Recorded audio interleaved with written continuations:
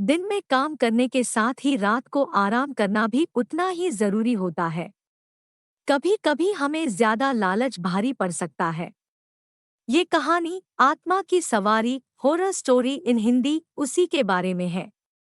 एक railway station पर एक रात की गहरी अंधकार में विभिन्न ऑटो ड्राइवर खड़े थे। आवागम के साथ ही ये ड्राइवर यात्रीगण को उनके गंतव्यों की ओर ले जाने का काम कर रहे थे।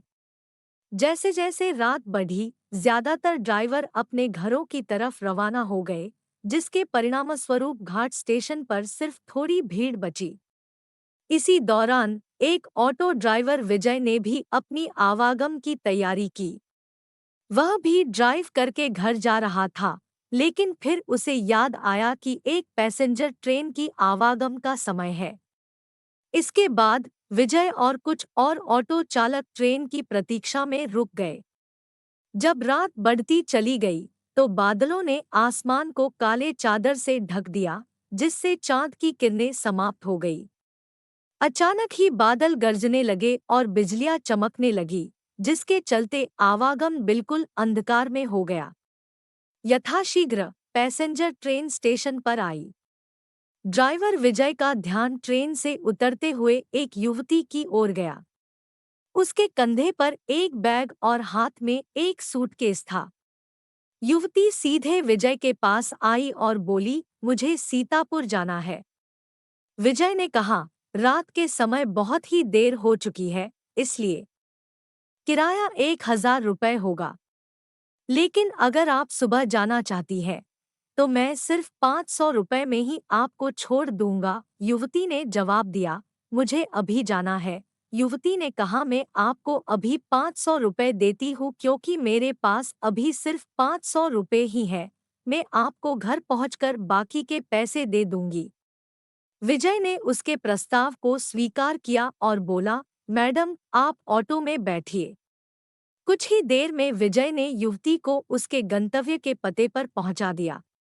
युवती ऑटो से उतरते ही जल्दी से अपने घर की ओर चली गई और विजय से कहा कि मैं आपको बाकी के 500 रुपये देने आती हूँ। विजय करीब आधे घंटे जितना इंतजार करता रहा, किंतु वो युवती विजय को पैसे देने के लिए नहीं आई। अब विजय ने सोचा कि मुझे देर हो रही है, क्यों ना मैं उस युवती के घर पे जाकर पैसे ले लूं।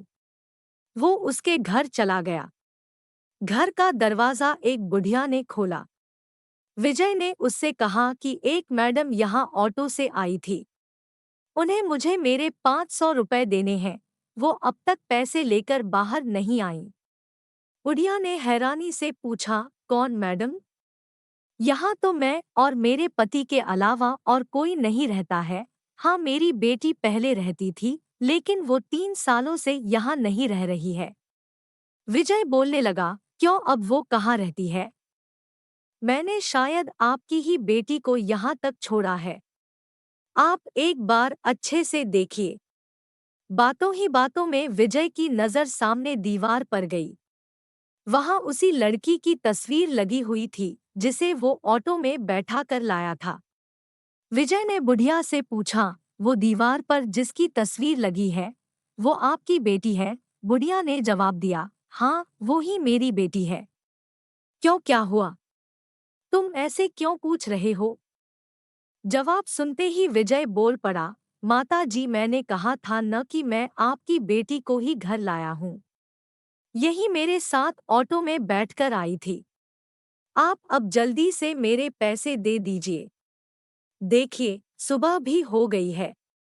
मैं कब से यही खड़ा हूँ। बुढ़िया ने दुखी मन से कहा, बेटा, ऐसा नहीं हो सकता। हाँ, ये मेरी बेटी है, लेकिन 3 साल पहले ये ट्रेन के नीचे आकर मर चुकी है।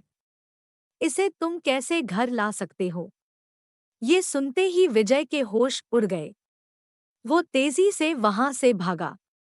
जैसे ही वो ऑटो के पास पहुंचा, तो देखा कि उसकी सीट में 500 रुपये रखे हुए थे। उसने वो पैसे भगवान के सामने रखे और मंत्र का जाप करते हुए आगे की ओर बढ़ गया। उसके मन में हुआ कि आज तो सवारी बैठाने और पैसेंजर ट्रेन के लालच में मेरी जान जाते जाते बची है।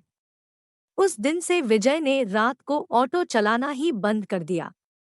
वो सिर्फ दिन के समय सवारी लाता व ले जाता और रात को घर में आराम से सोता है।